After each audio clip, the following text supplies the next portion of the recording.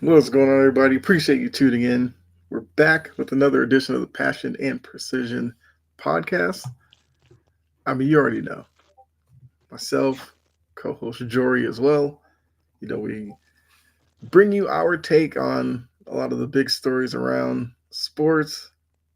And I feel like the segment that's kind of grown into its own little thing, final burn at the end. So make sure you stick around for that to see who makes our final burns for this week. I will say it's gonna be good. But before we even get into all that, Jory, how are you doing tonight? I'm all right. It's been one of those weeks.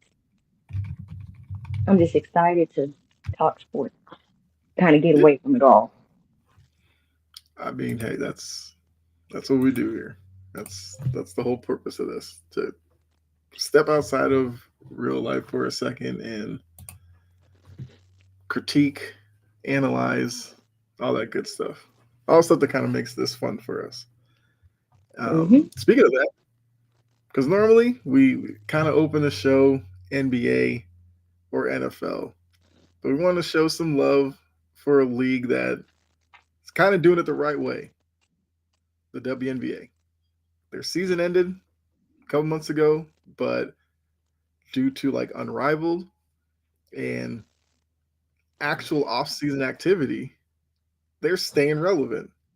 And that's what they need to do if they want to continue to grow as a league, especially going into next season with the new TV the new TV deal with the NBA. I think they were working on a new collective bargaining agreement. Like, a lot of things are Hmm. up for the WNBA right now. So I know that you wanted to kind of lead this one. We're going to kind of look at some of the big names that have moved to new places in the WNBA this offseason. And if you're paying attention to chat, if you're listening to chat, obviously, thanks for tuning in. And you can let us know what's been your probably biggest move of the WNBA offseason so far. But Jory, go ahead and take it away. I will say, your Connecticut Sun has blown their roster up again. Yes. Absolutely blown it up. Mm-hmm. I'm like, sorry. Um, because they pretty much all of their starters are gone. Yeah. Dejanay Carrington is now a part of the Dallas Wings. Um, Alyssa Thomas, she's somewhere else. I forgot what she was. Hold on. She's a part of the Mercury. Mm-hmm. Brianna Jones is a part of the Dream. Yep. And the fifth one, Bonner's a free agent. Yeah. So I'm like, hmm, I guess they saw that that group wasn't working and Yeah. decided to just go ahead and blow it up and see what they can get. Yeah. I mean, the GM is a former player for the Sun, so I guess she might have kind of the understanding of, and I feel like this is something that like you and I have gotten on NBA teams about. If you know it's not working, why continue Mhm. to parade Yep. around like you're being serious about contending? Like I said, I think for Morgan Tech, the GM in Connecticut, they looked at this group and said, kind of hit our ceiling. We're not going to be good Yep. enough to beat the Aces or the Liberty, but we're good enough to be that second tier underneath. So if we're going to win it all, why keep running the same group out there? As a Sun fan, like, I can't hate on them for doing something like that, but it's tough, especially the Carrington. Mhm. Alyssa Thomas, Bonner, I could see that. I thought Carrington was going to be part of the next group of Connecticut, but we'll see what they do with the draft picks and if they do anything else in free agency. It's crazy enough, like, that wasn't even the only thing to go on in the WNBA. Connecticut is a big, I guess you could say, a big program in the WNBA, and they're It's making a news. big WNBA brand. Yeah, but some other players have moved as well. Yep. Let's see. Kia Nurse signed a deal with the Sky for 1 year. That's a big loss for Minnesota. Mm-hmm. Sato Sabali got traded from the Wings to the Mercury. I don't think she wanted to be a part of Dallas anymore anyway, if you heard how she was speaking. Mm-hmm. She was about done with them. My biggest problem with the Wings is I'm like, you have so much talent. Why can't you run a complete, consistent set? Yeah. Um, of course, Kelsey Plum, Jewel Lloyd, 3-team trade. Jewel Lloyd is an ace, is a part of the aces. Kelsey Plum is now a spark. That's going to be different to look at. Yeah. Yeah. I mean, when you're looking at, because like you started with Connecticut completely tearing it down, Phoenix has just like retooled and remade their whole team. Like Tarazi, Hmm. I guess might retire, but who knows if the Mercury like make enough moves that she might be interested for another year. I don't know. I know somebody who you probably will talk about in a little bit, like Griner, gone. Like what Hmm. Sophie Cunningham, even though she's still kind of young, gone. Gone. So you're seeing teams making drastic moves to kind of change their positioning. Once again, I can't hate it. I can't hate on a team for making that decision when we see too many teams not do anything. Hmm. Well, yeah, like I said, Brittany Griner signing a year with the Dream. The Dream are going to look interesting with Ryan Howard, Griner, and Brianna Jones. Yeah, They're Brianna going to Jones look is a great interesting. pickup for them. They're going to look interesting. Um, who else made some big moves? Dallas is trying to get picks. I know that. The Yeah. Storm, they spent all this time wasting Jewel Lloyd. And the Mm-hmm. 1 year that they build a somewhat decent team around her, the next year she's gone. This Yeah. is what happens when you, yeah. Like there is a reason why Breonna Stewart asked out of there. Mm-hmm.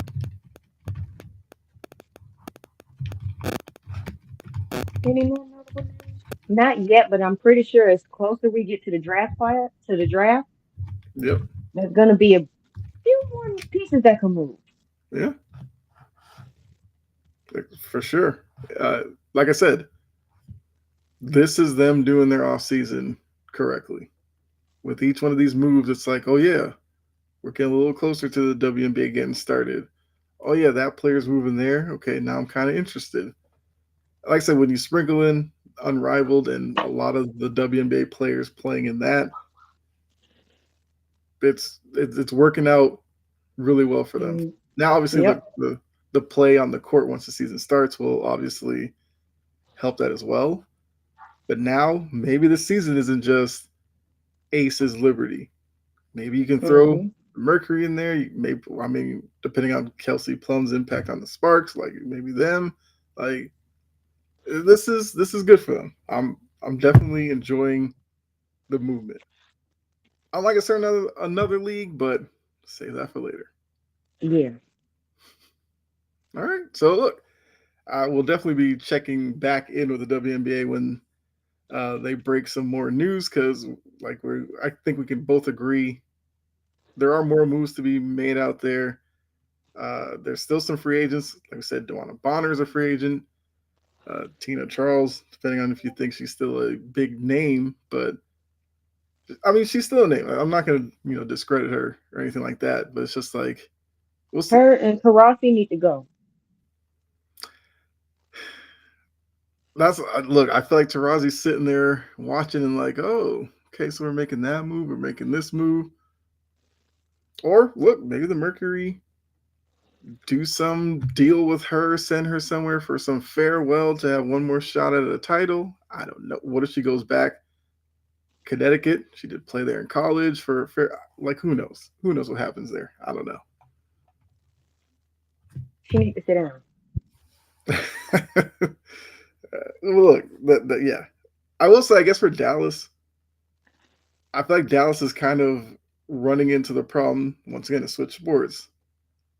Atlanta, Trey Young, Charlotte, LaMelo, they have this one recognizable star, but success hasn't really come with that yet. So for them, they're constantly moving the deck chairs to try to figure out some formula that works. Because Hmm. you have a Gumbawale, like you know who she is, you know what she's going to give you. But you look at their seasons, like they're struggling to win games, and they got to figure out something to maximize the time they have with her. Once Before again, she do a Lloyd and decide to dip. yep. So once again, for them, I'm not going to hate you trying something. Okay, let's go. Let's go NBA because we did learn about the starters and the reserve and all that. I feel like everybody who's tuning in has seen that, heard, kind of broken down to death. Uh, Hmm.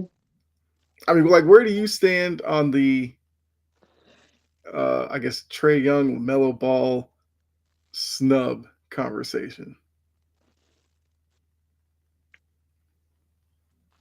Hawks fans are just crying because they want something to be relevant for her. Trey Young is an all-star.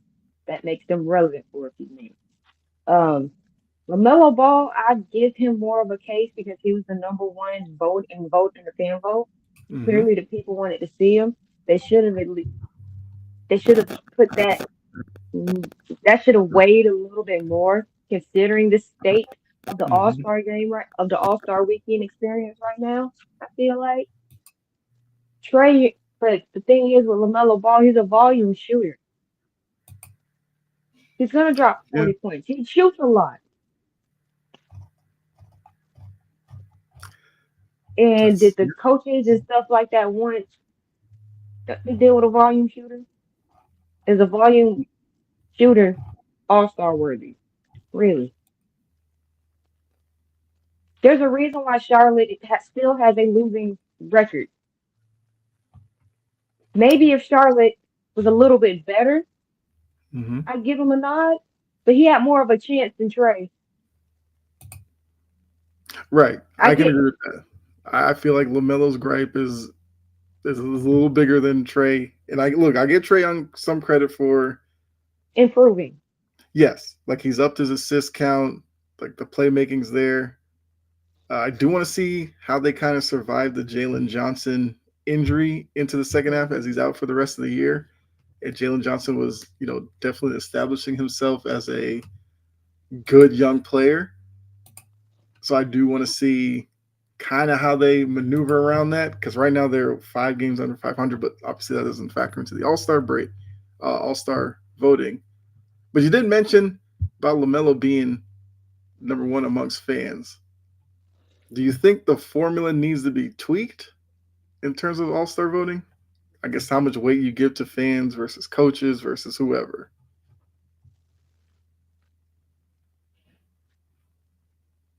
No, because fans already have 50% of the vote.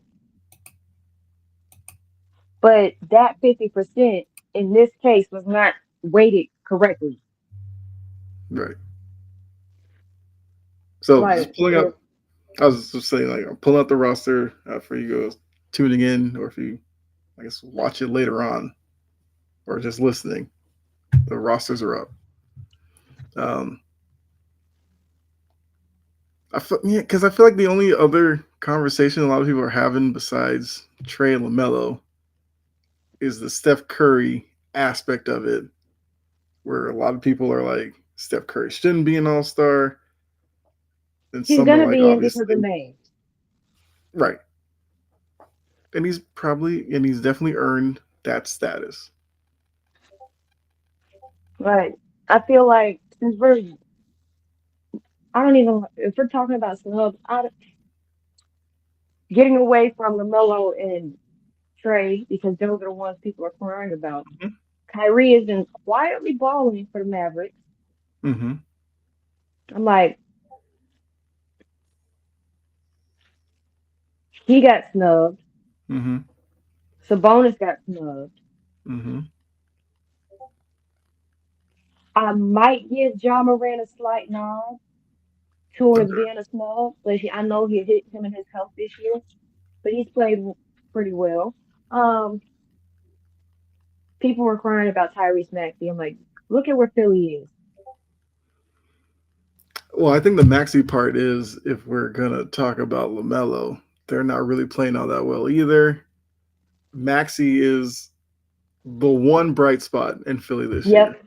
Like Embiid's been disappointment. Paul George has basically been a higher priced Tobias Harris.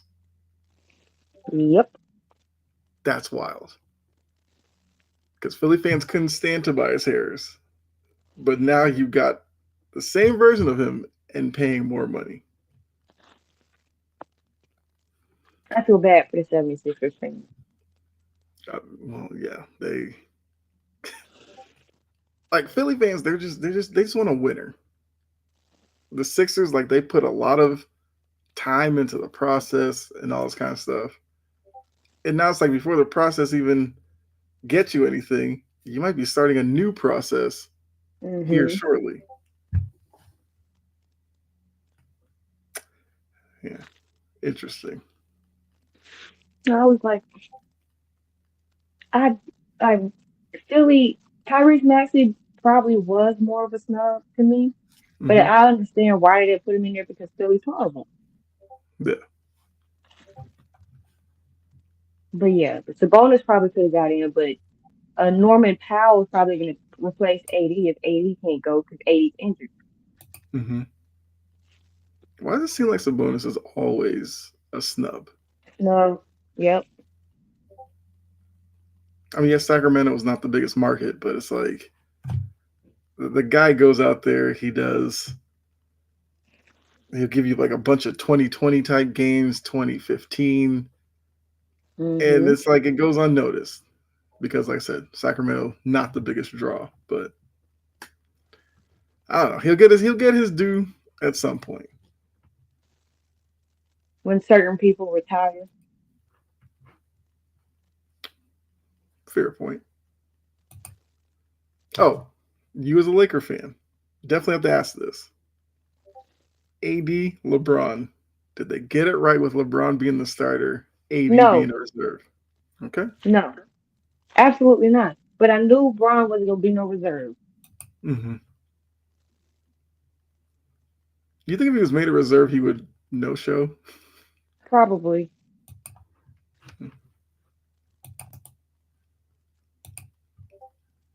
Yeah, I'm trying to think if there's anything else that really. Okay, I did see like other podcasts talking about this since they are doing the draft and everything. Looking at this player pool, who do you think would be the last two waiting to be picked? I'm doing all of that like I ain't got it right here. Sorry. Pool pick, period. Yeah, Like who would be pick the in last two general. players waiting to be picked? Tyler Hero Okay.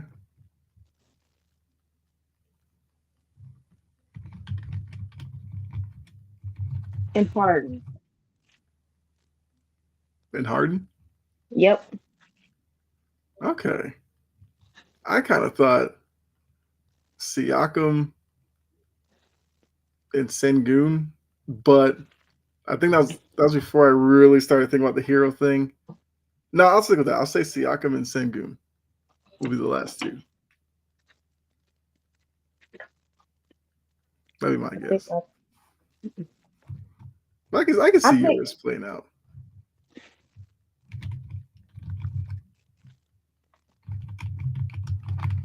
All right. Um, yeah. So looking at the All Stars, which we've done. So let me get that out of here. I think another kind of story that's come along with the All Stars, as Bella has made her appearance. What's going on, Bella? Caitlin Clark. Now Reggie Miller dropped this like last week, kind of slipped it in there during a game where he was like, I've been hearing that Steph and Sabrina are trying to recruit like Clay and Caitlin. to join them for like a 2v2 3-point contest, which everybody's like, okay, I would love to see it. Well, you can forget about it because Caitlin Clark has come out and said, not doing it. Uh, I think her reasoning was kind of like, if I'm going to do a 3-point contest, I'm going to do the WNBA one first because whatever. Do you think it was a missed opportunity for Caitlin Clark not joining in with Sabrina for this 3-point contest? Or are you okay with her not doing it if she does do the WNBA 3-point contest? The latter. Okay. She better do the 3-point contest. Look, she put it out there. So I'm assuming unless she's, I'm not going to even put that out there, but unless she's unable to, then that must be written in stone that she's going to be there for it. Which the amount of attention that's going to get, hey, once again, I mean, I WNBA, get it. a lot of things lining up for them. I mean, I get it. Um, do it for the WNBA first, and then do the big integral whatever. I Mm-hmm. get it, but in this case, where you see where the direction is headed, I would have just went ahead and got it out Okay. Okay. Well, I mean, I guess that the plan is still there because you figure Clay's going to do it. He wouldn't there. have a problem with it. I hope Sabrina can come with somebody else. I mean, obviously, it wouldn't be somebody on Caitlin Clark's level, obviously with her popularity, but there's other sharpshooters in the WNBA that could very easily make it a good competition as a 2v2. So hopefully they can get somebody. I would like to see that. I'm trying to think of some names off that. We can shoot a three. Uh, Jules good, Lloyd, mm-hmm. but she's a bucket period. Yeah. Actually, that would be a good little search really quickly. Who were the highest 3-point shooters last year?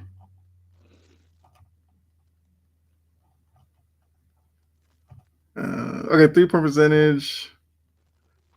I'm trying to see a big name. So Emily Engstler was the highest. I don't know if that's going to really draw anybody from the NBA crowd. It's not. Lexi Hull was second. Stephanie Dolson was third. Satu Sabali, who we just talked about, was Hmm. traded. She was fourth. Like, I'm trying to see the next big name. Kayla McBride was eighth.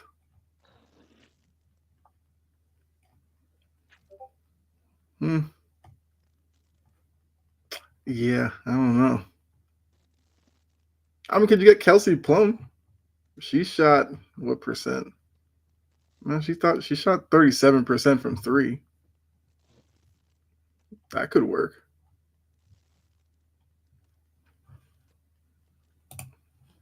We'll see what they come up with. Yeah. If they're gonna do something, it's gonna have to be announced kind of soon because All Star Game isn't too far away. But I think we can pivot off of the NBA now and get into the NFL, where I feel like we should start with. Let's start with Championship Sunday. We'll save the coaching stuff for the next part. We had Championship Sunday, obviously, this past weekend. We had Eagles, Commanders on one side in the NFC, had the Bills and the Chiefs, AFC on the other side. Obviously, we know what the Super Bowl matchup's going to be. So for the Chiefs and the Eagles, we'll kind of save them for next week to talk about them. Mhm. Want to focus on the losers from this past Sunday. And let's start with the Commanders. I, I feel like it's going to be kind of hard to kind of downplay or downgrade their season, especially with how far they got, what the Mhm. future looks like, and them just beating expectations. So, looking at the Commanders, how would you kind of categorize their season this year, and what do you think about them going into next year? How optimistic should Commanders fans be? That if they play their card right and treat the offseason right, they could be a playoff team again next year. They need to keep Frankie Louvu. I I know a lot of people. Yeah, well, I know like Eagles fans or whatever They hate him, don't like but him. I can't look. I just love the way he plays. Like he goes all you out. need a nutcase. Yes, especially linebacker, middle of the field. Yeah, like it's okay for me. It's okay if your linebacker kind of toes the line a little bit. Mm-hmm. Now, obviously, don't want him to turn into like Al Shair Shire.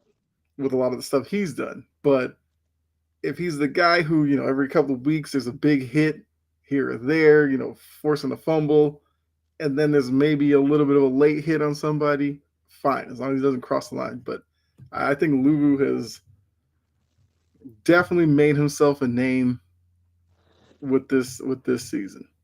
Oh, what's going on, Anthony?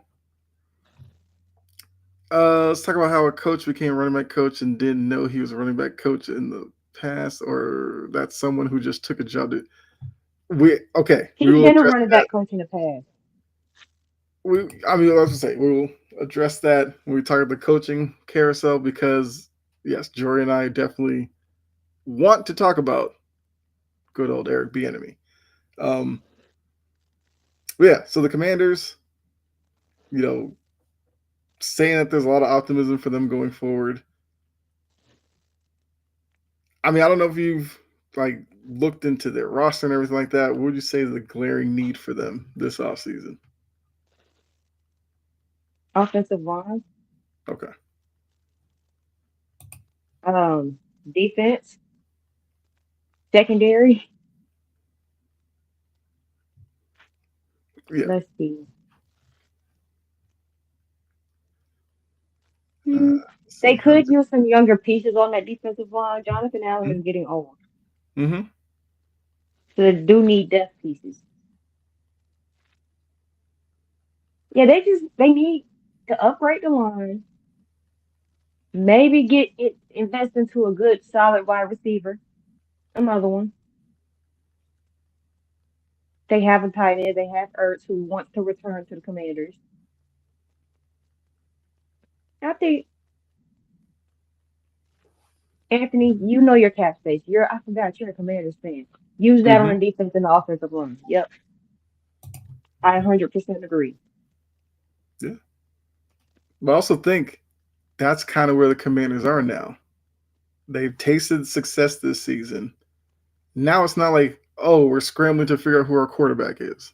You know who your quarterback is. Yep. You're not scrambling around to find your a coach.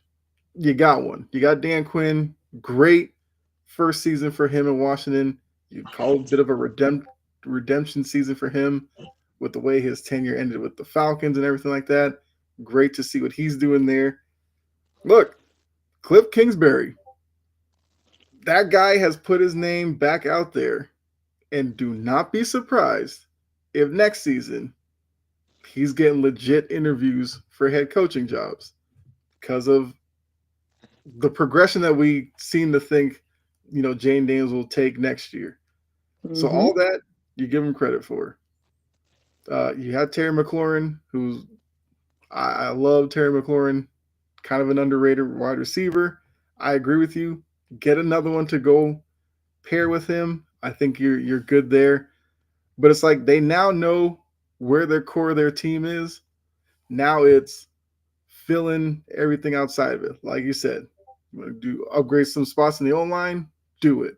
You want to upgrade the D line or get younger guys to fill in as Allen gets older, do it. You want to upgrade that Yep. secondary, Do do it. it. Because now you have a window where you can think about winning the NFC East here in the next couple of years. Or even if you don't, you should now approach this as we are a playoff team. We are an organization that expects the playoffs now. How do we make it happen?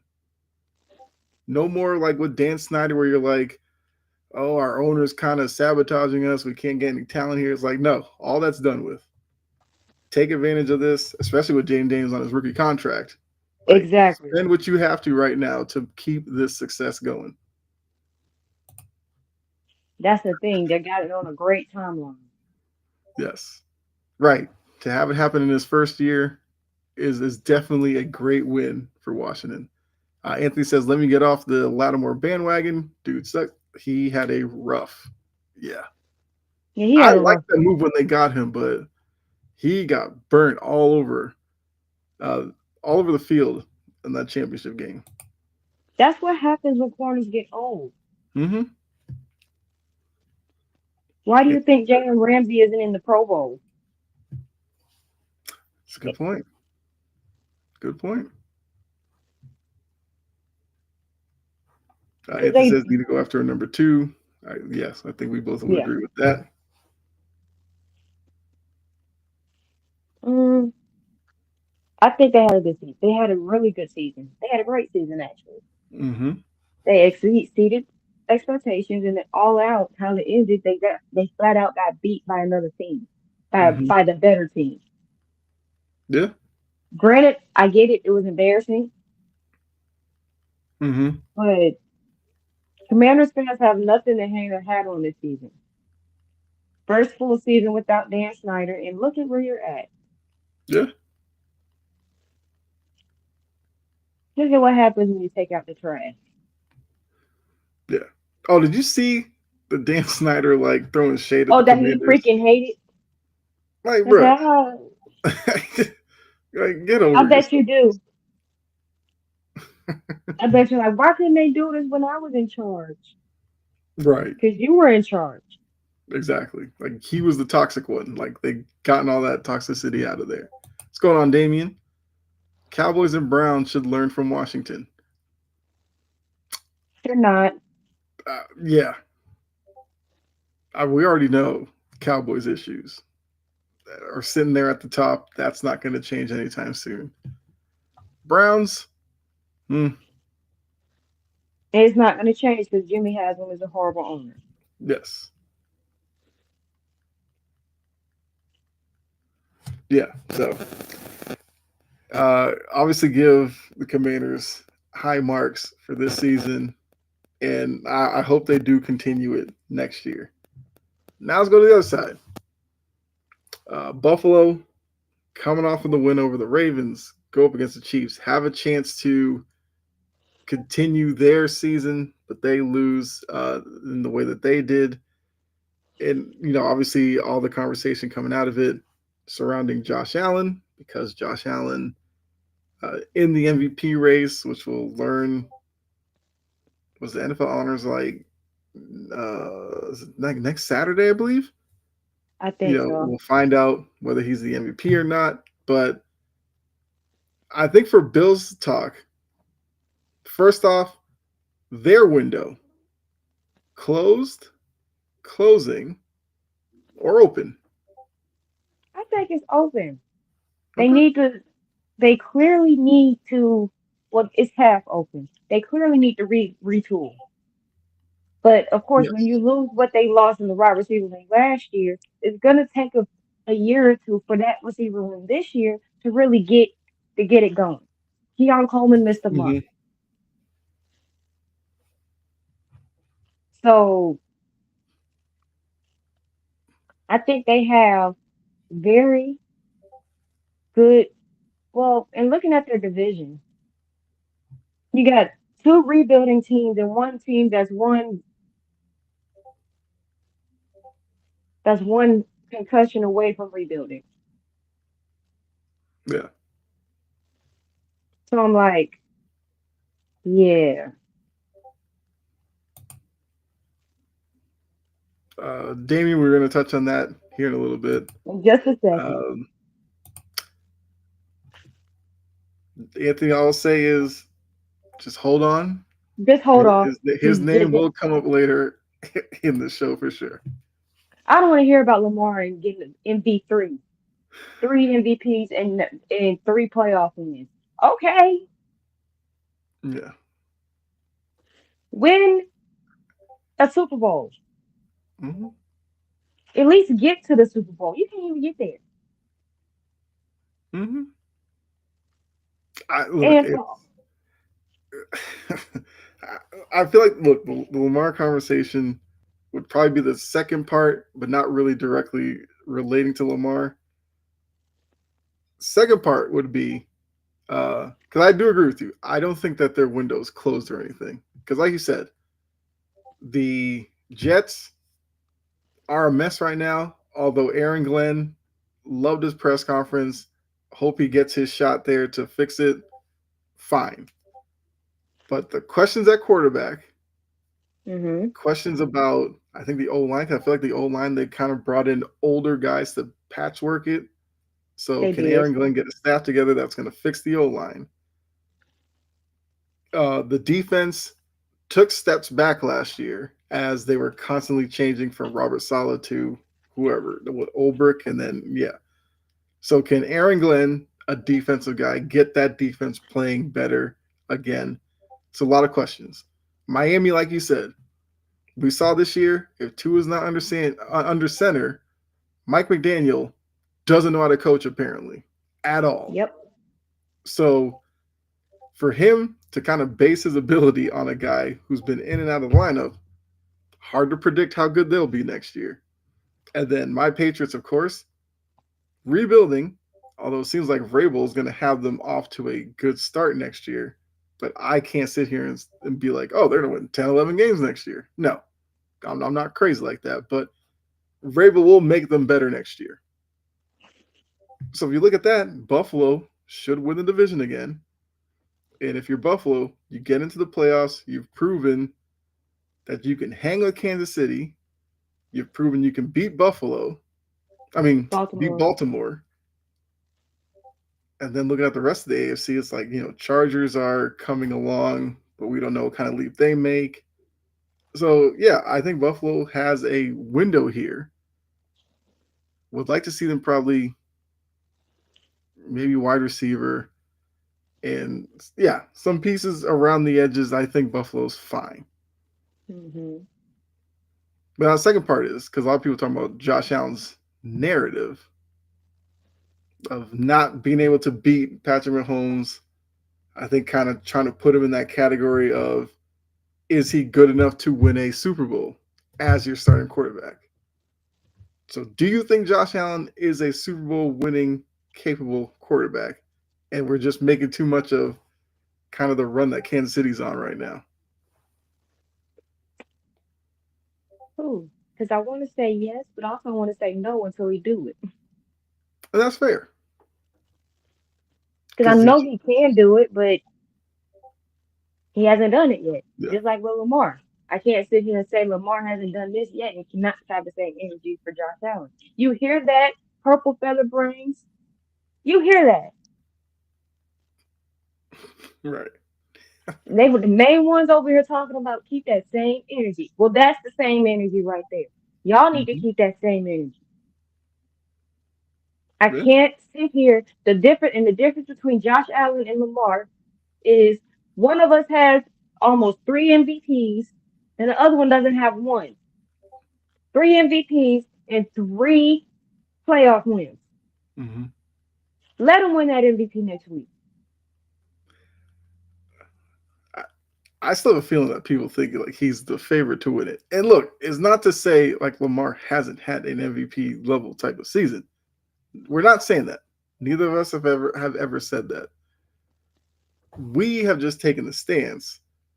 When you look at that V for valuable, Josh Allen, and I've thrown out other names, but I mean, I don't want to necessarily send Raiders fans like crazy with some of the names, but it's just like if you want to look at value, there are names that are above Lamar this season. Once again, is Lamar valuable to Baltimore? Yes. Is he the most valuable in the NFL? No, not No, this season. and considering how they lost that game, which is when they really stopped deciding to run the ball with their running back, isn't that a pattern in playoff games that the Ravens do? Stop running the ball with an actual running back. Ain't that some stupid stuff? backwards. Why do you have a running back for? You're just gonna stop giving it to him after he marches you down the field. What Hmm. kind of sense does that make? Huh? Um, I, but if you're a Ravens fan, if your team were the Eagles, we would probably be still talking about you playing. Like the Eagles, exactly. they don't run away from Saquon Barkley. They feed him. For some reason, Baltimore hates doing that with Derrick Henry. Also, Jalen Hurts has taken care of the ball a lot better. True. And I don't know what it is about Lamar and playoffs and turnovers. It's like synonymous. They belong next to each other in the dictionary. Hmm. And Anthony, we Yeah, both agree with that. Derrick Henry was Derrick a Henry was the huge part. he was most of that. Yes. Because in the games that they stopped running the ball with him, they lost. Hmm. Explain how they lose to the Raiders. Explain how you almost let Dallas come back. You stopped running the ball. Yep. Like, mm-hmm. What's going on, Sleepy Mocha? Chiming in with all you can eat buffet with Saquon. Yeah. Yeah, and if the Ravens hadn't approached their season with that type of mentality, like what the Eagles are doing, you might have a bird.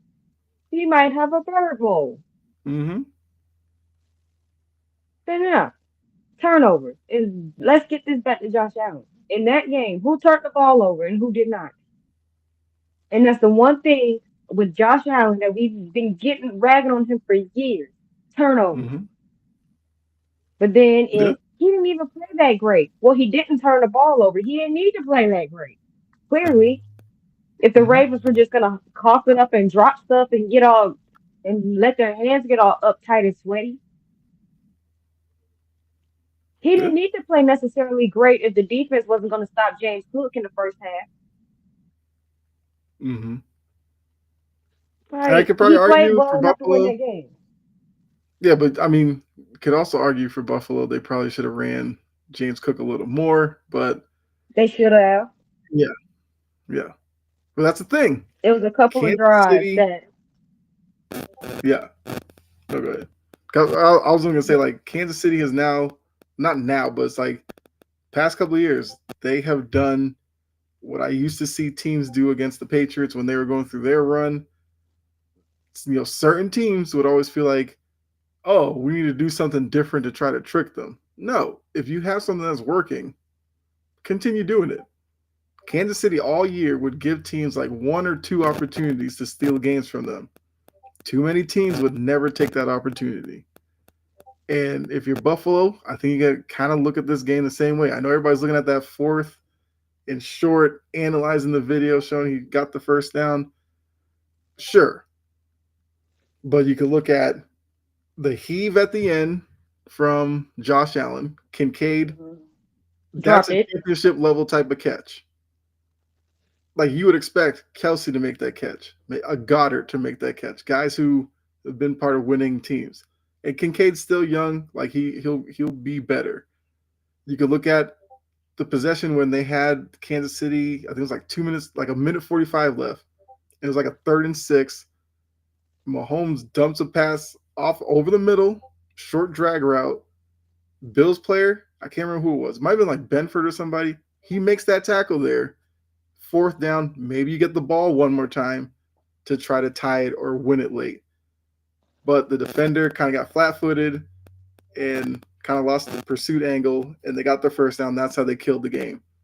So, yes, the 4th and whatever is what everybody's talking about, but there were still other opportunities for Buffalo to To try win to, that game. yeah. So, I think if you're Buffalo, it's going to sting, but you have to know you can hang with Kansas City. You just have to be You gotta more, capitalize on the you got to be more opportunity. aware of the little details. Yeah. And that's something that Andy Reid says, especially in his speeches. Detail. Hmm. So when you're playing Kansas City, you have to pay attention to details and you can't really be off. Yeah. And they're not gonna let you be dirty. Hmm. Yeah. Absolutely not. Yeah. And also, I think if you're And the Buffalo, same principle, yeah, go ahead. sorry, you can go ahead. No, I was just gonna add like Buffalo. Looking back, the times that they allowed Mahomes to scramble and get big first downs or a touchdown, I think that's where they'll be kicking themselves defensively. Because bad enough if Mahomes beat you with his arm, that game he beat them with his legs too. You Hmm. can't allow him to beat you both ways. And Mahomes isn't the quickest guy, but he's a smart runner. He'll take off when he knows defenders may have their back to him. He knows he can get that first down. This one we saw him scramble for a touchdown, which is So I think that's where Buffalo's going to look back as well and say, if we had just paid attention to him on scrambles, maybe we win the game too. So, Same principle for that purple bird team. Same principle. yes. Yeah. They don't. They act like that doesn't exist. Yeah. Okay. They said when you get in these Uh, positions, you cannot have these type of blunders. mm-hmm. Yeah. Because until Kansas City kind of loses one of these big games, you kind of have to assume that you can't leave it to chance or leave it to call here or there. Like you have to, when you get a lead on them, like you You have have to to jump keep on it. bearing. Yeah.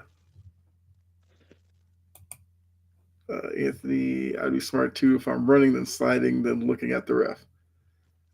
I mean, yes, like They that's got to a get on thing. Mahomes about that.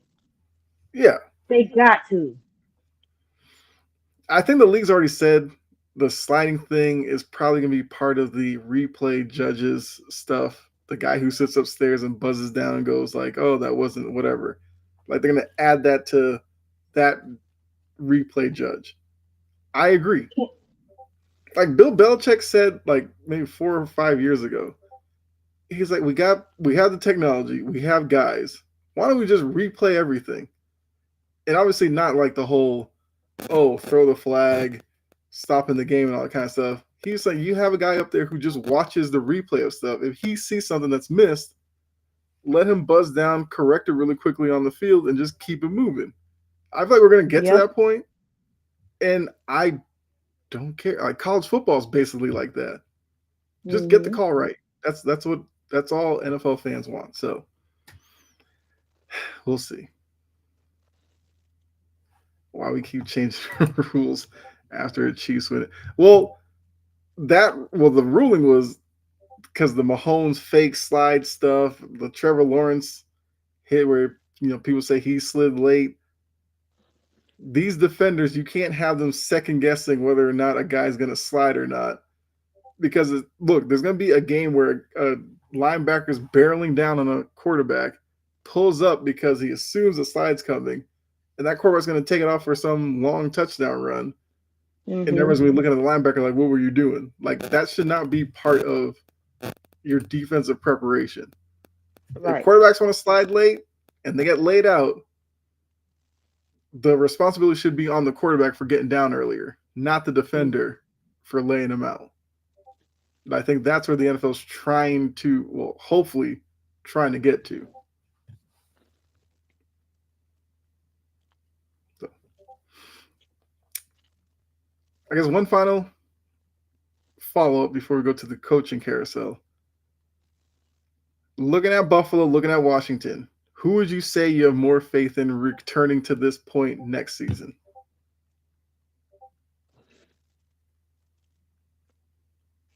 I mean, you could say neither if you think.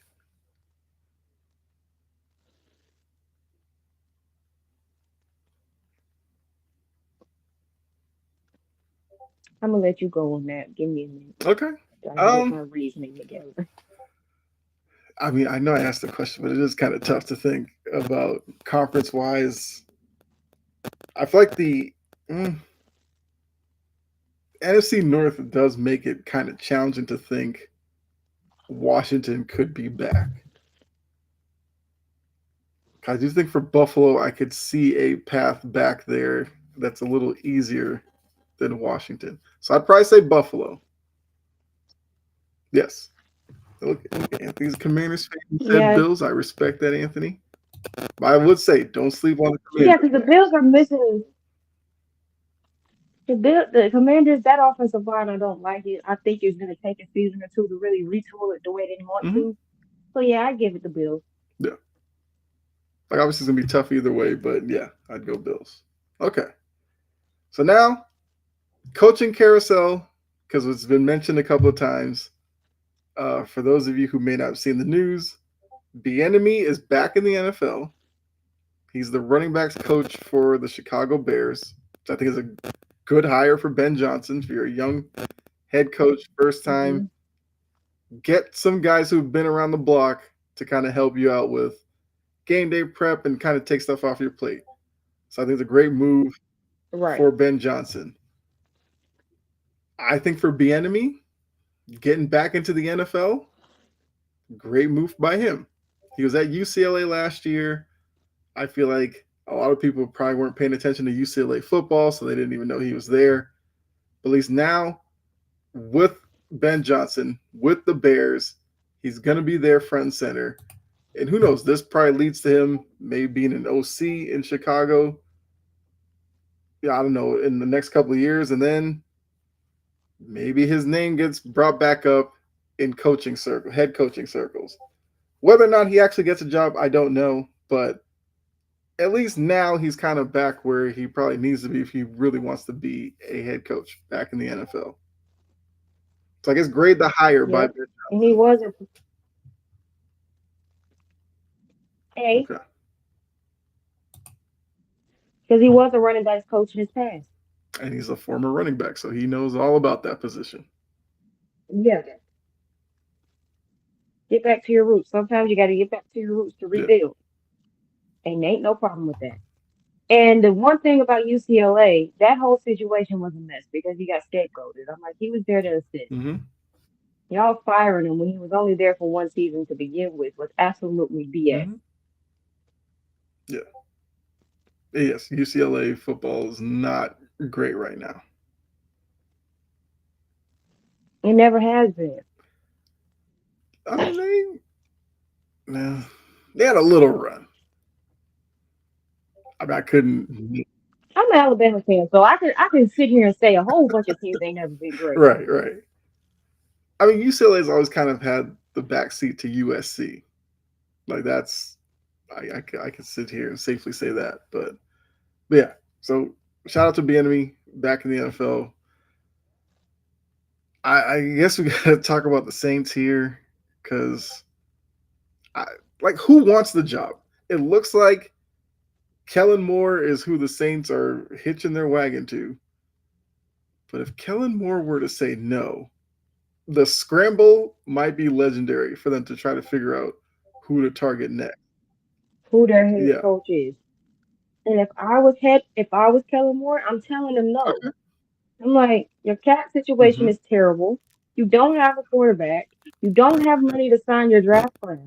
You have to sit here and keep extending players that I may or may not want Mm-hmm.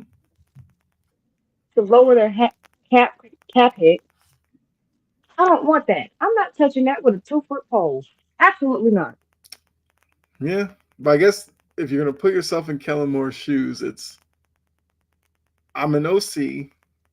At least one place wants me to be a head coach. Do I take that position? Like, is that the best position I can get right now? Or if I stayed with Philly, had another successful season, could I get a job that's better than the Saints? I would stay in Philly, repeat what they do this year, next year, or Mm-hmm. try to look good doing it, and he'll have another job. He'll have another good, better situation lined Mm-hmm. up. Well, yes, but I guess once again, if you're Kellen Moore, if you hold out for the mythical dream job, who's to say that team views you the same way the Saints do? And obviously, the Saints didn't view him that highly because he's like, I don't know, fourth, fifth, sixth guy they've kind of tried to attach to the job. But would Kellen Moore regret passing up this opportunity that's in front of him now for the hope of one next season? Where look, if next season a higher profile job comes out there, Mike McCarthy, Robert Saleh, Bill Belichick. We know that name's not going to go away Mhm. anytime soon. That's three guys right there who have had head coaching experience who could be in front of you for that bigger job. So you take the opportunity that's there now, or do you wait? I feel like that's probably where his Or biggest if I take that's probably his biggest like struggle with this right now. and if you take the opportunity with a trash team that ain't got a whole lot to really work with, and they still stink, and he can get one and done, he's still looking for a job next year. Mm-hmm. I'm just saying, I'd stay in Philly Anthony said Cowboys should have signed because Illinois. you know somebody's gonna. He knows their system better. Well, they got Brian Schottenheimer. They got They Brian seem happy. Schottenheimer. The Cowboys get what they deserve. I think it's fascinating, and like the Saints job does have some perks to it. Like Saints fan base, pretty good. This, No, they're not. They're horrible. well, I mean, in this, I guess in the stratosphere of being fan base in the NFL, like a lot of fan bases aren't that great in terms of how they treat people. You live here. You know Saints fans are annoying. Yes, yeah, I absolutely do.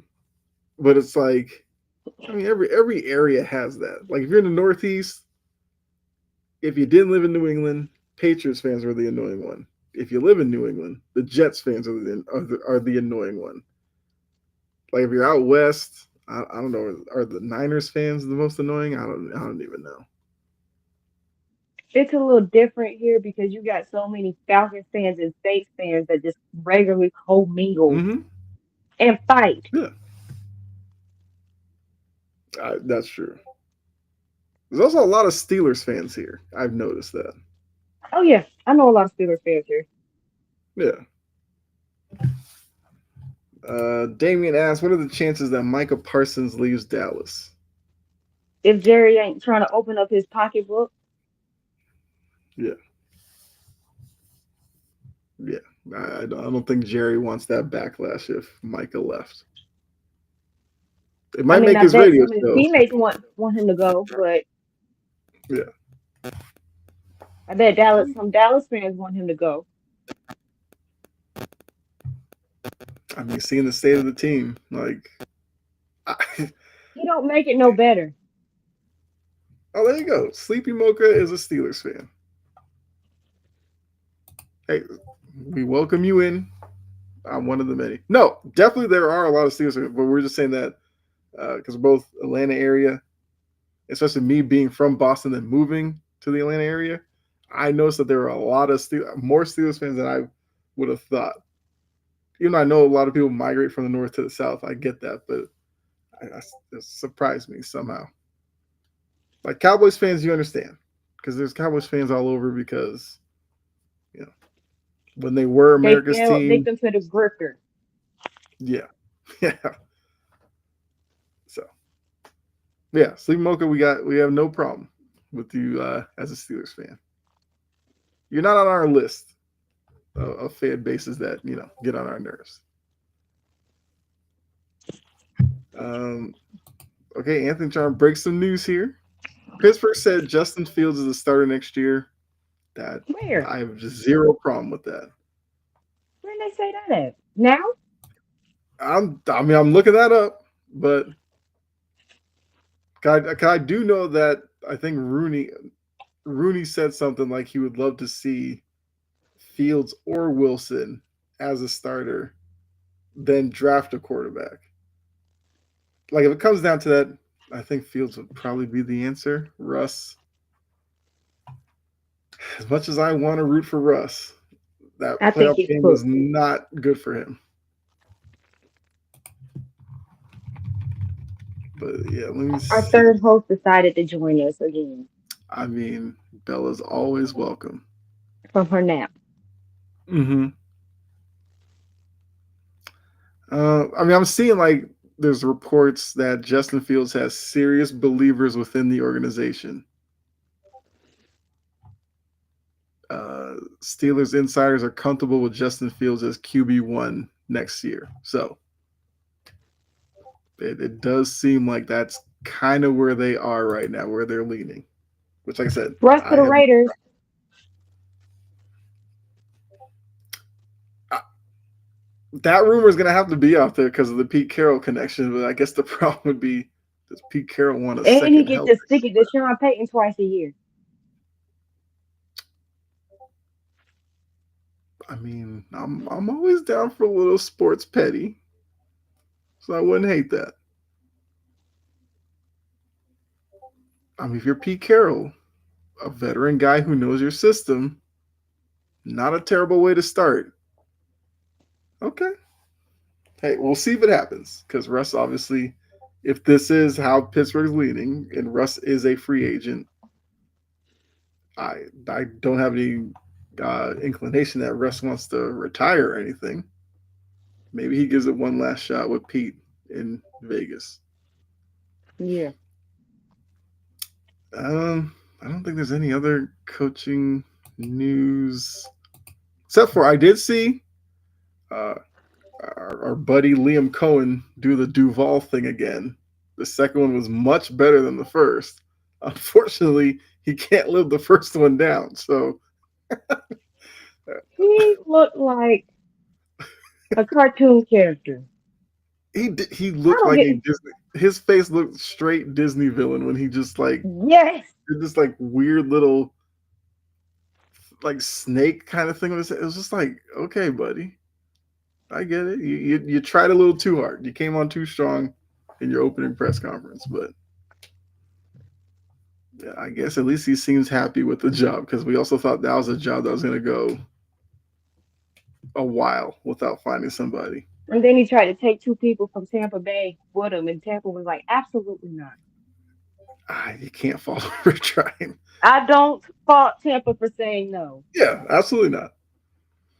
Steelers decided to 'Cause- keep Russ. They're more dumber than the Cowboys. Oh, there you go.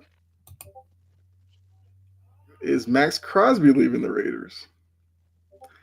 He didn't look too enthusiastic about Pete Carroll being there, with him standing in the back, just kind of stretching out his neck and all kind of stuff. But I don't know. We'll see. yes, he's on his way out. Will I it feel happen this season or next season? like, mm-hmm. Will it happen this season or will it happen next season? That's the question. Yeah. I feel like Pete is probably a good guy to play for. Max I is mean, just being Max. yeah, And you never know with him. yeah. I still think about that video of like Pete Carroll doing quarterback drills and like running a rollout and throwing passes and stuff. I'm just like, this Or dude's like Pete Carroll 78 coming years down the old, still doing circle and riding around on scooters. it. Yeah. So I guess we'll maybe look. Maybe Crosby was upset with the direction, but I feel like if he gives the Pete Carroll hiring a chance, who knows? Joshua Johnson, what's going on? Keep up the good work. Hey, Joshua, I'm calling you Josh like I know you. Joshua, appreciate that. We definitely do try. So Thank we you. definitely love that comment from you. Um, so yeah, we've done the coaching carousel. I feel like now we kind of just have to get into final burn. So those of you who are new to the show, this is how we end our episodes. Final burn, where we each get our opportunity to kind of go off on somebody or some people who kind of got under our skin a little bit this week. So we always start with Jory. Not going to change that. Jory, the floor is yours. Y'all gonna have to give me a minute, and I am gonna talk about some difficult subjects. Mm-hmm. This is the warning. Because let's talk about Mr. Justice Huff in that situation. So now we're up to nine allegations.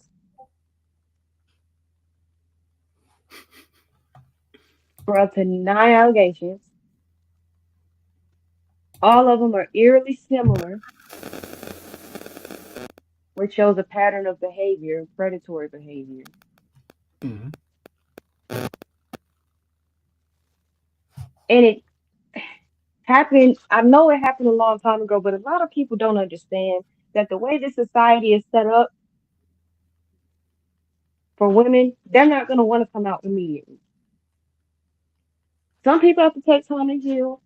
Some people just don't want to relive their trauma. And the way some people like to react and be dismissive and whatnot, I wouldn't want to come out either. Like, and the whole, I had a conversation with somebody earlier this week, and it kind of made me realize that I was talking to a complete clueless idiot.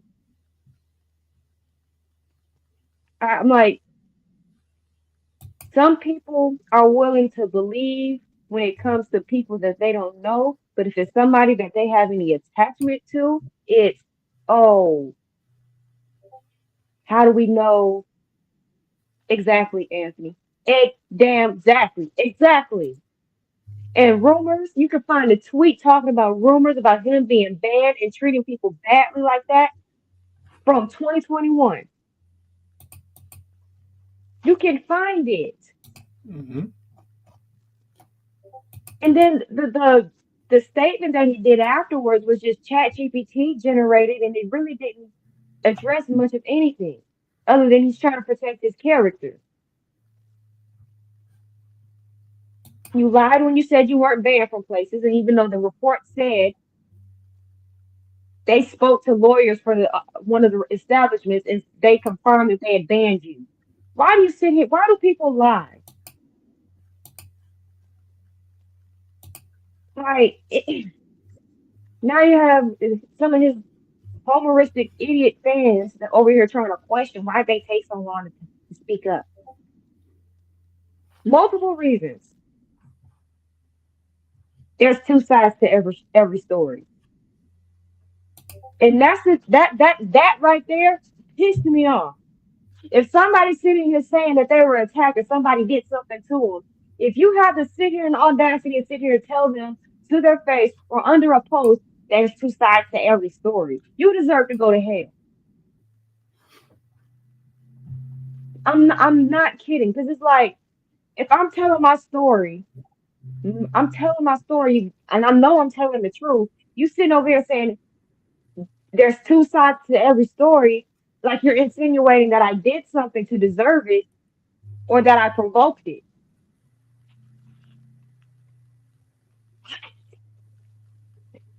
I think the whole discourse is ridiculous. Stop, like we need, and I want ESPN on Monday and through Friday to give Justin Tucker the same treatment that they gave Watson. It's only right because what we're dealing with is somebody who has predatory behaviors. And what is it with the whole AFC North and housing weirdos? What is with that? Mm-hmm. It the discourse just made me mad.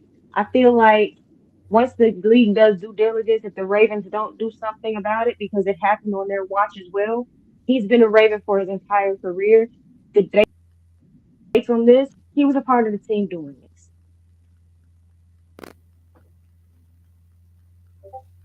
He should be cooked. Yeah.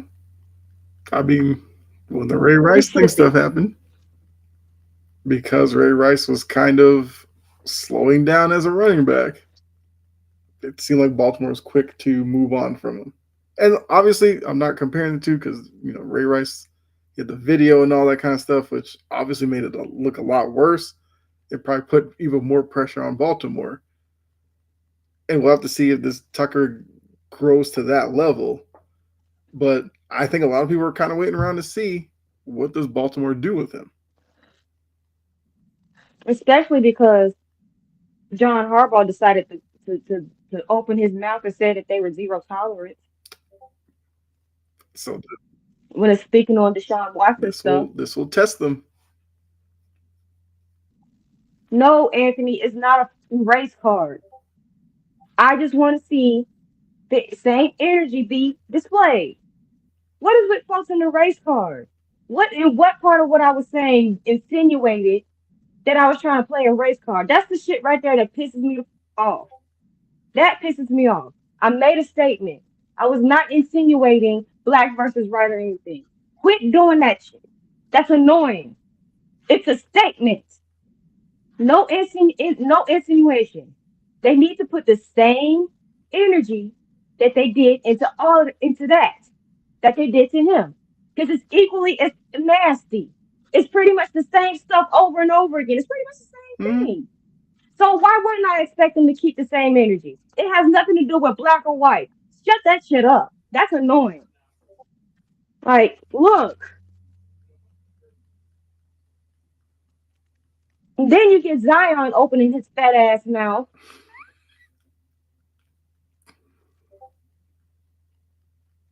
It was a stupid ass question. And it was an insinuation. It wasn't just a regular question. Next, back to Zion. Over here talking about, oh, the Pelicans. I could play back to backs. The Pelicans won't let me play back to backs. How unprofessional. How unprofessional. The Pelicans aren't at fault for this. You have barely been available for 50 games consistently. When you do that, maybe people will trust you to play a back to back. Figure out what you want to do with your life. Because he's trying to force himself out of New Orleans, and New Orleans has given him chance after chance to get right. Mm-hmm. And he still can't do it. Now he wants to throw shots. Grow up. You're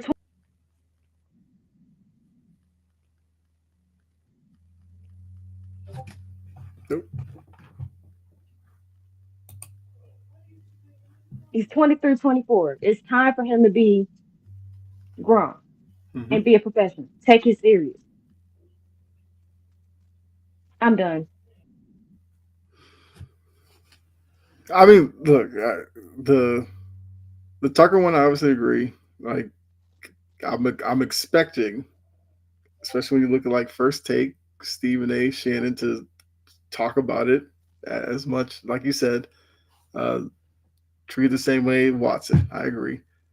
Zion, I just don't know with him most of the time when he's talking, because one, why are you telling the media that? Like, you just, like you said, are you just trying to pin it as a you versus the organization, hoping the organization gets so mad at you that the organization goes, we can't stick with this guy? Like, I don't know. Uh, uh, Anthony said, thought it was the owner that says now business idea to play Zion back to back, which is what Zion's saying, is like he's an employee of the Pelicans, so he It whatever. doesn't But matter. They have valid reason to sit here and say, right, no, Zion said that. They have valid reason for him not to play back to backs. He can't. He can barely play. Period. yeah, He might play a back or two and then be out for a month. right. It was just like Zion took this stance like my body can do it. They just won't let me. It's like, no. And it can't do Every it. year, every year it's a lower body injury. You are a bigger guy. They have to do it to protect themselves and probably to protect you. So if Zion wants to change that narrative, he'd probably have to change his body. So far, he hasn't shown that he's willing to do that. So New Orleans being smart has to hold it. It's the same thing like Embiid. Like if Embiid came out and was like, well, I could play back to back, so the Sixers won't let me. Who's going to take that seriously with the amount of injuries he's had? He's the last person that need to say anything like that. I would hope he wouldn't, but you never know. So yeah, so if the owner did imply that, Zion's not in a place where he could say, I don't agree with that. I think we should do it this way. Until you show them that you can play 65, 70 games back to back seasons or something like that, they're going to operate this way. And even if they moved you, your new team's going to operate like this with you. Yep. So, yeah, Zion should have kept it to himself, but yeah, that is what it is. Um, so yeah, I think for me, I'm sticking with ESPN. Chris Canty. I need to know what Joe Burrow has done to Chris Canty that he feels the need to constantly talk down about Joe Burrow. Didn't Chris Like the Canty play Bengals for the season's Ravens? over. Hmm? Didn't Chris Canty play for the Ravens? I think he did. I think he did towards the end of his career. I think I'd have to look that up. But like, if you didn't know, you would kind of assume that's where this is coming from. Like, he either played for the Ravens or the Steelers, and he just wanted to kick down the Bengals. Even though if you're going to kick down the Bengals, Burrow is not the guy you would do it for. Burrow had a great season. The defense stunk. What do you know? They were basically a 500 football team. So if the Bengals fix that defense, they would be more of a contender. And that's only because Joe Burrow's just that good of a quarterback. Zion doesn't care about basketball. I mean, yes. I mean, until he shows otherwise, I guess you're allowed to say that, Davian. Um, but yeah, like now the new thing is he's basically dismissing the fact that Joe Burrow made a Super Bowl 4 years ago, which I guess that's a long time if you're thinking about sports. But Stephen A. works on that network, has called Aaron Rodgers that bad man. He won his Super Bowl 15 years ago. So nobody Yep. switched up on him, and it's been that long. Chris Canty loves defending Lamar Jackson. Lamar Jackson hasn't made a Super Bowl. So I don't care that Joe Burrow made it 4 years ago. And then Chris Canty doubled down and he was like, he made it 4 years ago and lost to trying to throw shade at Joe Burrow. Once again, Lamar's never been there. Josh Allen's never been there. Trevor Lawrence, everybody loved Trevor Lawrence. He's never been there. Justin Herbert's never been He there. ain't close to one. Right. So many of these other quarterbacks. I mean, Matt Stafford, everybody loved him. He finally got to one after so many years in Detroit being a doormat. So it's just like, I don't Mm-hmm. understand what Burrow's done that he's now become some. I don't even know. Like the Chris Canty stuff, like somebody at ESPN needs to kind of talk to him because it's a terrible look. Number one. Number two, it's just based Absolutely. off of nothing but clearly personal issue you have with him. If that's what it is, then maybe he needs to just He's a come out and say Raven. what it is. He's a Raven. And I get that, but it's like it can't run that deep with you. Like, It runs deep for all of them. Almost all of them get that purple Kool-Aid taste in their mouths, and then all of a sudden they're salivating for it more, and they just can't put down the right. cup. And it clouds their mind, and they speak delusional Mm-hmm. BS. And yes, Chris Canty's last 3 years he's spent in Baltimore. So See, yeah, I was not really much more because I feel like he'll say something else about Burrow and he'll probably end up right back here for me to talk about the next one. MLB. Why is it that the WNBA, which we're led to believe nobody watches, nobody cares about, and all this stuff, how's it that they are better at keeping themselves relevant in their offseason than you are? I don't know how many of you watching or whatever are baseball fans. If you are, tell me the last big name signing that happened in the MLB. It was probably 3 weeks ago when the Dodgers signed yet another big name free agent in the Japanese phenom Sasaki.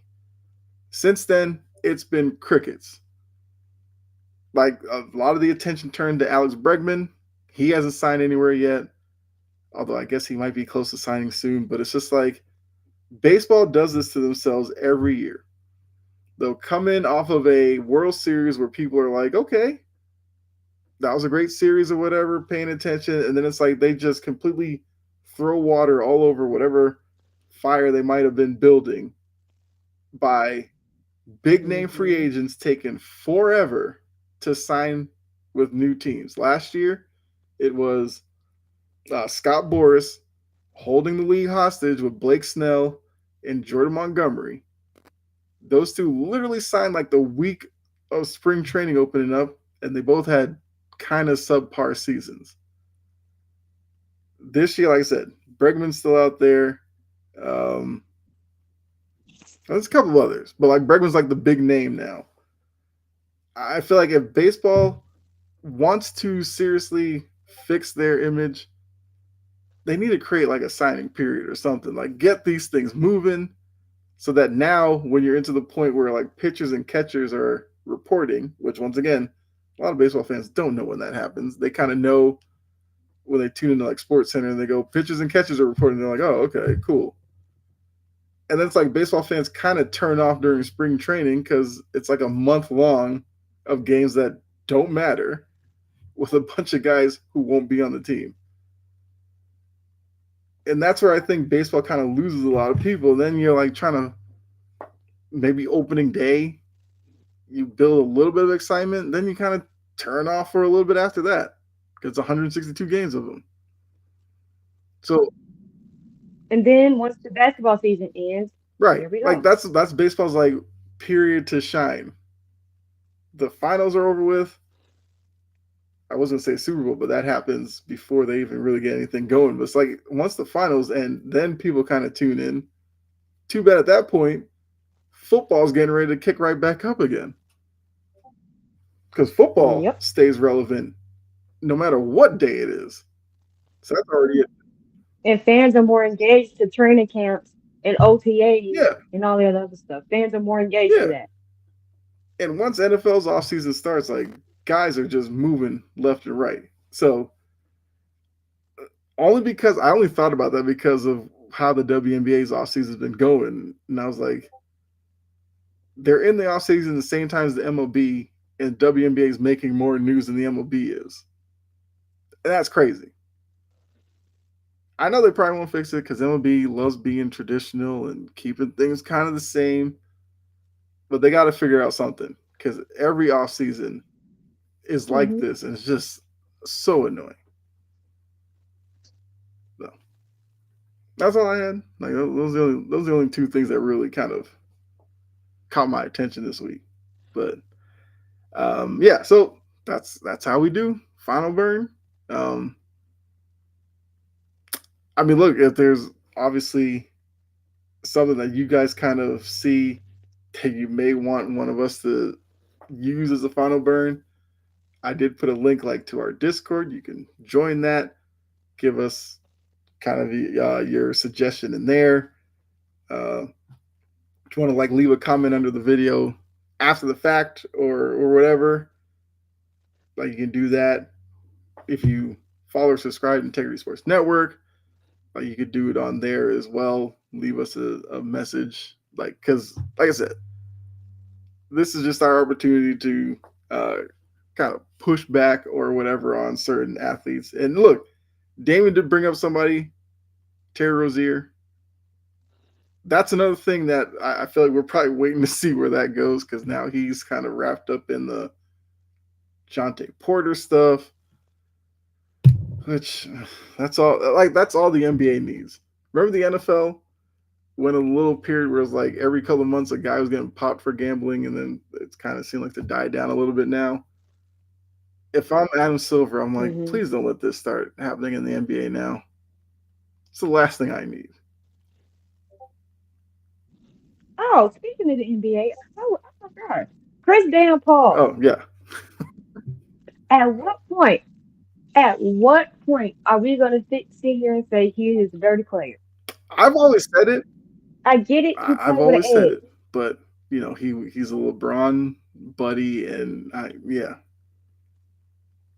Mm. I get playing with Mm-hmm. an edge, but he be taking it there. Mm-hmm.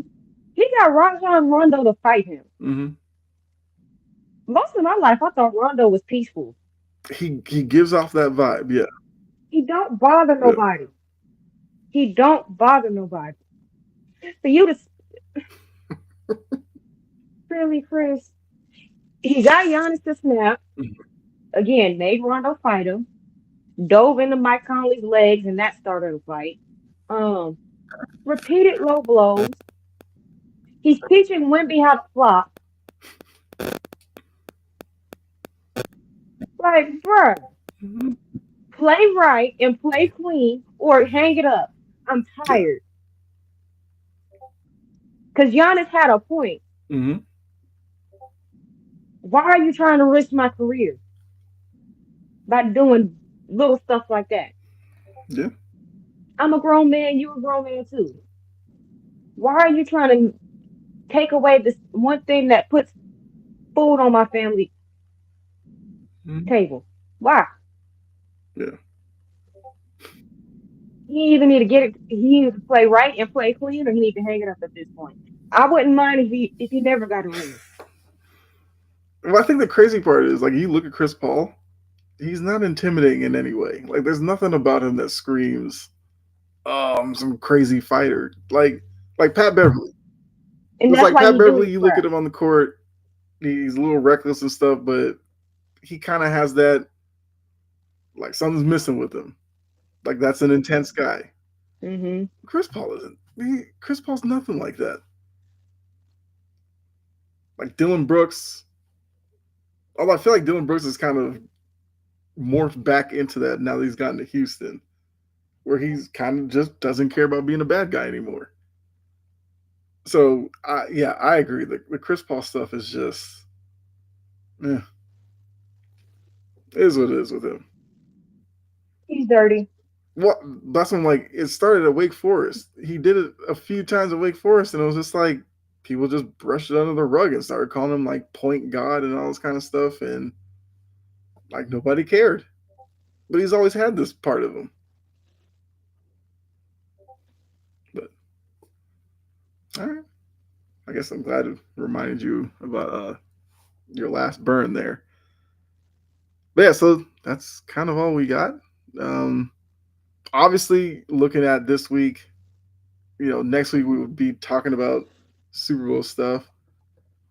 Who do you think will be the first team to make an off-season splash? We could probably tackle that next week. Um, I guess coming weeks though, we will somewhat bring back our team reports, which I guess that could factor into that a little bit about off-season plans. But yeah, I guess we'll think about that one for next week, Anthony. The team we think will make the first off-season splash. I don't hate that one. Um, so we'll have Super Bowl to talk about next week. I guess by next week we'll know Jimmy Butler still a Heat player or not.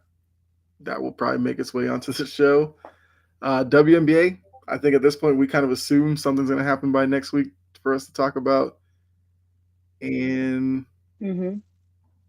yeah, I guess we'll start looking towards the NFL offseason. So make sure you guys give us a like, follow, subscribe to Integrity Sports Network. That way you will know whenever we go live and you can be here front and center. I do want to say shout out to Joshua Johnson, who definitely was new to the show, and Sleepy Mocha. They usually been pretty good about remembering those of you who do message in, so appreciate all of you. And to our usual, I Yes, I appreciate mean, you yeah, too. I Anthony, usually don't say Damien, it, but like, I feel yeah, like saying it we today. definitely appreciate you guys being here every week. Like, don't get it twisted. Like, we love you. Anthony, you got me hot on that one. You got me hot on Right. that one. I just don't like people insinuating that I'm playing a race card. I Yeah. don't like that. But yeah, I mean, look, no hate, Anthony. We definitely want to see you back next week. Um, Sleepy Mocha, I'll be back for sure. Appreciate that. Also, tried it over on TikTok as well. So those of you who did tuning on TikTok, appreciate you as well. Hopefully, some of you come back and join the conversation with those over on YouTube and Facebook as well. So definitely, look, we just appreciate all of you. Like one of you or a million of you, we love interacting with you guys. It's the reason why we wanted to do this show.